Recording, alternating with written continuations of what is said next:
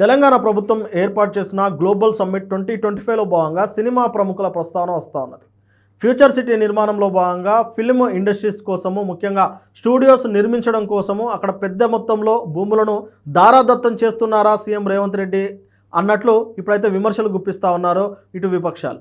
ముఖ్యంగా ఎన్టీఆర్ హయాంలో అన్నపూర్ణ స్టూడియోస్ కానీ, రామోజీ ఫిలిం సిటీ, పద్మాలయ స్టూడియోస్కి 100 ఎకరాల్లో ల్యాండ్స్ ఇచ్చారు. కానీ వాటిని స్టూడియోస్ కోసమే నిర్మిస్తున్నారా, లేదంటే ఇతర కమర్షియల్ పర్పస్గా వాటిని ఏదన్నా యూటిలైజ్ చేసుకుంటున్నారా అన్న అనుమానాలు అయితే వస్తూ ఉన్నాయి. ముఖ్యంగా కేసీఆర్ ఉద్యమం సమయంలో రామోజీ ఫిలిం సిటీ 1000 ఎకరాల భూమిని అప్పనంగా కట్టబెట్టారు, అక్కడ రైతుల కడుపు కొట్టారు అన్నట్లు కూడా ఆయన వ్యాఖ్యానిస్తూ 1,00,000 నాగలతో రామోజీ ఫిలిం సిటీని దున్ని రైతులకు పంచిపెడతానన్నట్టు వ్యాఖ్యానించారు. ఆ తర్వాత బీఆర్ఎస్ గవర్నమెంట్ వచ్చిన తర్వాత ఇటు అన్నపూర్ణ స్టూడియోస్, పద్మాలయ, రామోజీ ఫిలిం సిటీలోని కొన్ని నిరుపయోగంగా ఉన్న ల్యాండ్కు సంబంధించి వాటిని కమర్షియల్గా వాడుకుంటున్నారని ఆరోపణల మేరకు వారికి నోటీసులు కూడా పంపించారు.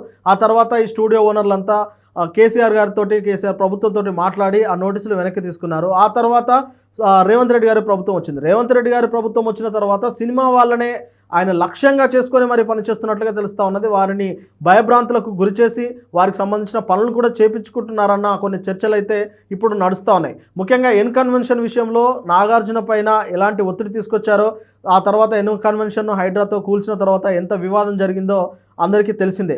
ఆ తర్వాత అల్లు అర్జున్ ఇన్సిడెంట్, అల్లు అర్జున్ను ఏకంగా జైలుకు పంపించేంత వరకు తెలంగాణ ప్రభుత్వం అయితే ఊరుకోలేదు అన్న కొన్ని వాదనలు కూడా వినిపిస్తూ ఉన్నాయి. ఆ తర్వాత ఇతర సినిమా ప్రముఖులపైన, అలాగే నిర్మాతలపైన కూడా కొన్ని ఒత్తిళ్లకు తీసుకొచ్చి వారిచే ఖచ్చితంగా కొన్ని పనులు చేయించుకుంటున్నారు అన్న కొన్ని వాదనలు కూడా వినిపిస్తూ ఉన్నాయి. ముఖ్యంగా రేవంత్ రెడ్డి మాత్రం ఖచ్చితంగా ఇవన్నీ ప్రజలకు ఉపయోగపడాలని, ఎందుకంటే టికెట్ రేట్లు తగ్గించినా, డ్రగ్స్ పైన అవగాహన పెంచినా, ఇతర కార్యక్రమాలపైన అవగాహన పెంచినా సినిమా ప్రముఖులైతే పెద్ద మొత్తంలో తెలుస్తుంది, ఆ ఇష్యూ కూడా తెలుస్తుంది అన్న నేపథ్యంలోనే వారిని ఉపయోగించుకుంటున్నట్టు తెలుస్తూ ఉన్నది. కానీ ఉపయోగించుకునే క్రమంలో వారిని భయభ్రాంతులకు గురిచేసి వారిని వాడుకుంటున్నారు అనేది ఇప్పుడు చర్చ. ఎందుకంటే నిన్న జరిగిన గ్లోబల్ సమ్మిట్ మీటింగ్లో చిరంజీవి మాట్లాడుతూ కూడా తాను ఒక షూటింగ్లో ఉన్నారు, కానీ బట్టి విక్రమార్క, శ్రీధర్ బాబు లాంటి పెద్దవాళ్ళు రావడంతో ఇక తప్పలేదు, అంటే ఆయన బలవంతంగా వచ్చాను, నేను రావడం ఇష్టం లేకుండా బలవంతంగా అన్నట్టు ఆయన ఆ సందర్భంగా చెప్తూ వచ్చారు.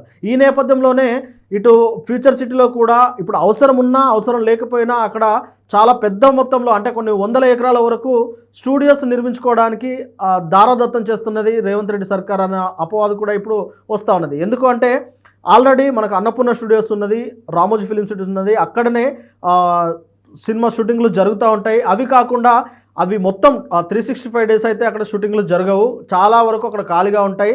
ఇలా షూటింగ్లు వరుసగా జరగకపోతే ఫిలిం స్టూడియోస్ పైన భారం పడే అవకాశం ఉంటుంది.